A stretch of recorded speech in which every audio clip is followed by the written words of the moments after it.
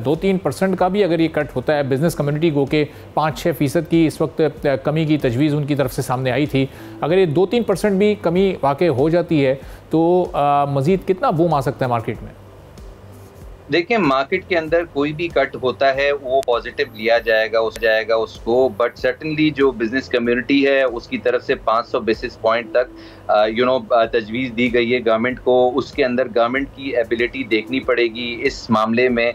ज़ाहिर है board consider करता है, रेमिटेंसेस पे भी इसका इम्पैक्ट पड़ता है अगर कोई मैसिव कट आता है। फिर दूसरे जो है वो हम जो सेवर्स होते हैं उसके लिए भी थोड़ा नेगेटिव होता है।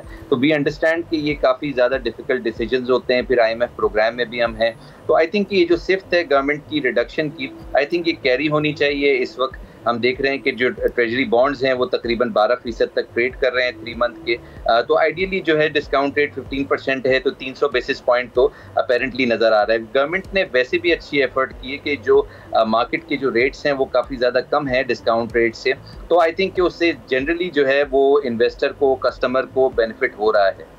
सही। और ऐसे ये अभी जो हम रोज़ाना की बुनियाद पर अच्छा खासा पॉइंट्स की सूरत में जो इजाफा देख रहे हैं, कभी ये 1500 पॉइंट्स, कभी 2000 पॉइंट्स, और रोज़ एक नया रिकॉर्ड मार्केट बना रही है, ये इसकी बुनियादी वजूहत क्या हैं? सारे इस वक्त मैक्रो लेवल पर इंडिकेटर्स पॉजिटिव हैं, लेकिन जितनी ग्रोथ स्टॉक मार्केट में नज़र आ रही है उतनी ग्रोथ इस वक्त हमें दूसरे सेक्टर्स में नज़र नहीं आ रही है। देखिए, जनरली जो है वो इस चीज़ को पॉजिटिव लिया जाता है कि कैपिटल मार्केट्स हमेशा प्रीसीड करती हैं ग्रोथ को।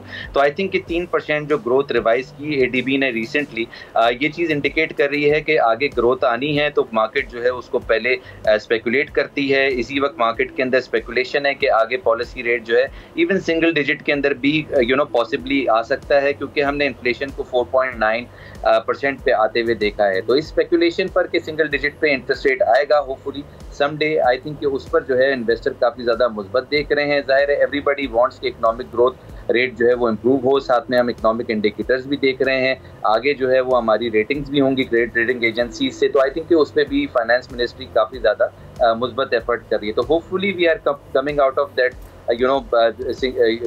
small growth towards 3 to 4%, and I think eventually इसका बेनिफिट जो है कॉमन मैन को भी होगा। और इस वक्त इन्वेस्टर्स का एहसन साहब जो रुझान है वो सिर्फ चंद एक सेक्टर्स की तरफ ही है, या फिर मल्टीपल सेक्टर्स में इस वक्त को इंटरेस्ट एक नज़र आ रहा है और अट्रैक्शन इस वक्त नज़र आ रही है मार्केट को देखते हुए इन्वेस्टर्स के लिए?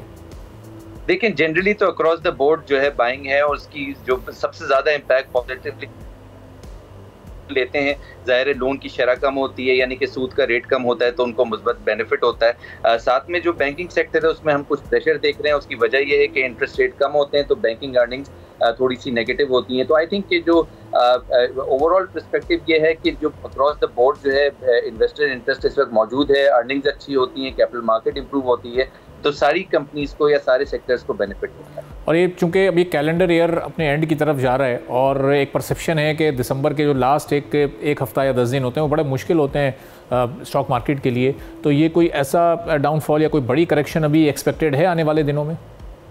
देखिए, आई थिंक कि अगर करेक्शन आती भी है तो आगे बहुत ज़्यादा बेहतरी जो है वो नज़र आ रही है, यानी कि इकोनॉमिक इंडिकेटर्स अच्छे हो रहे हैं, क्रेडिट रेटिंग अच्छी होते हुए नज़र आ रही है, फिर आगे इंटरेस्ट रेट कम होते हुए देखे जा रहे हैं। तो करेक्शन तो ये जो मार्केट की जो लाइफलाइन है इसके अंदर जो है करेक्शन भी होते हैं, तो वी कैन ऑलवेज एक्सपेक्ट कि करेक्शन होंगे और फिर उसके बाद मुस्बत मार्केट दोबारा डायरेक्शन लेगी। तो आई थिंक कि we have to be ready for everything, but at the same time हमें मुस्बत खबर ये है कि अभी इमिनेंट है पॉलिसी रेट कट, और इन्वेस्टर्स जो है वो स्पेकुलेट कर रहे हैं कि क्या कट होगा।